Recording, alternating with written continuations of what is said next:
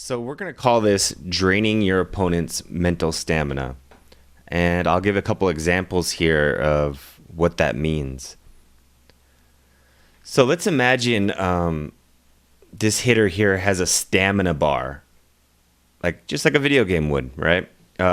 He has a stamina bar, and as he's using his mental focus, it goes down. So, as he's in the batter's box warming up, obviously he's not using that mental stamina. But I'd say, he steps into the batter's box, he gets his feet set, he raises the bat up. Okay, start the mental stamina timer because he's ready to hit that ball. He's got his eye on the ball, and he's got his eye on the pitcher and waiting for that ball to come out of his pitcher's hand, right? Stamina bar is going down. Stamina bar is going down. Stamina bar is going down. What the fuck is this pitcher doing, right? Even the batter's laughing what the fuck are you doing? Well, that's exactly what he's doing is he's draining his mental stamina. You see, the pitcher knows when the pitch is going to be delivered. His stamina bar hasn't started yet because he doesn't need to focus because he knows when he's going to release the pitch. So he's kind of just standing on for one foot, being a weirdo, but his mental stamina bar isn't draining. So, as soon as he starts to really get into his windup, okay, he's turning on the mental stamina bar. And, this pitcher isn't very good. He's kind of a crappy pitcher, but he's got this in his tool bag. And I think some little things like this are what can kind of just give you an edge. And they look kind of goofy, and the batter's kind of laughing at him, but it's an effective tactic. Let's look at another example. This one's a little bit different, but on the same wavelength. So another pitch. That's just a normal pitch. So he has a normal one, and then there's that fast one. Why is he doing this?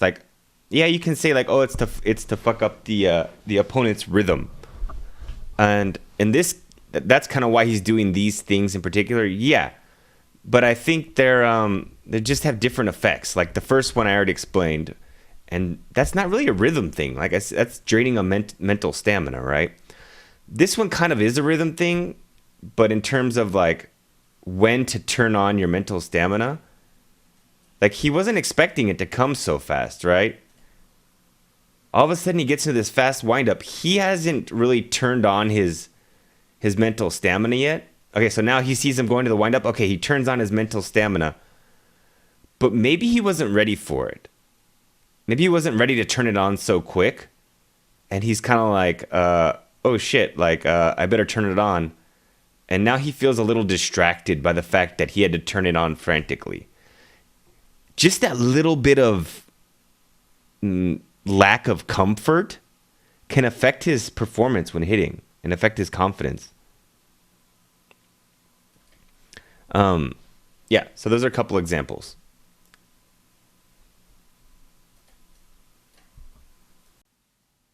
Let's do another example. Another example in sports is James Harden is really good at this, and I think this is a big secret to his success is that whole dribble. It drains your opponent's mental stamina because he doesn't need to focus until he actually makes his move, but the opponent doesn't know when that's coming, and the opponent is really frantically trying to anticipate the move. Oh, he's gonna go left. He's gonna go right. Oh, he's gonna shoot left, right, or shoot left, right, or shoot left, right, or shoot left, right, or shoot. I don't know what pass. What's he gonna do? What's he gonna do? And Harden's just chilling. And then boom, he makes his move, and now Harden's not chilling. Well, that whole time, the opponent's mental stamina is draining. Hit 30% three-point shooting until 1980. Draining. And now it's about 35-36%. Draining. Take all the teams together. Now, granted, that was just a good shot, and it was actually good defense, but I think the example was still there, just not the result was there, and his stamina bar didn't run out. Over the course of a game, I imagine like come second quarter, third quarter, Harden probably performs better than others would in that situation. That kind of covers our examples. I hope you can extrapolate well from the examples I provided. And, just some things to remember is like your brain gets tired before your body does. And the same goes for your opponent, 99% of cases. And just when you're strategizing and tactizing, is that a word, tactizing? To keep in mind that not everything is physicality or skill. There are little tricks like this to get an edge. And I mean, is this, I guess you would call these psychological warfare. I call them cheap tricks because they're kind of cheap tricks for your tool bag. Another example of a cheap trick would be like trash talk, right? Why is trash talk a thing? Well, I believe it's a thing for two reasons. One is people can't control their emotions, and they get angry and they talk trash. The second reason I think it's a thing is because you can distract somebody with trash talk and make them angry, which, if some people get angry, they play worse. Or even if they don't get angry, it can be enough to like distract them from the game. So, if someone's like outplaying you and you can distract them, yeah, sure, maybe it's distracting yourself, but they were outplaying you anyway. So you're kind of minimizing the damage.